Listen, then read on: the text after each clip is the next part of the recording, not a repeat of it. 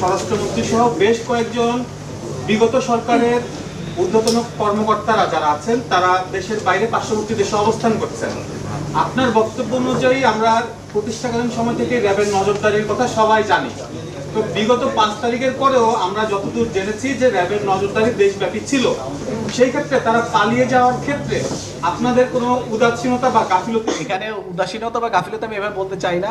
আমি বলতে চাই যে আমাদের প্রতি যে দায়িত্ব ছিল, আমরা সেই দায়িত্বে বা আমাদের যে সামর্থ্য যতটুকু ছিল সেই সামর্থ্য সবটুকু দিয়ে আমরা চেষ্টা করে যাচ্ছি, এবং আমাদের যে কর্মপরিধি সেই কর্মপরিধিতে আমাদের যতটুকু করা দরকার আমরা পুরোটাই করে যাচ্ছি। এরপরও কিন্তু আসলে এই ধরনের সমাজে ক্রাইম থাকবে বলেই কিন্তু আমরা মানে আইন শৃঙ্খলা রক্ষাকারী বাহিনী সবসময় আছি। ক্রাইম যদি নীল হয়ে যেত তাহলে কিন্তু আইন শৃঙ্খলা রক্ষাকারী বাহিনীর দরকার ছিল না।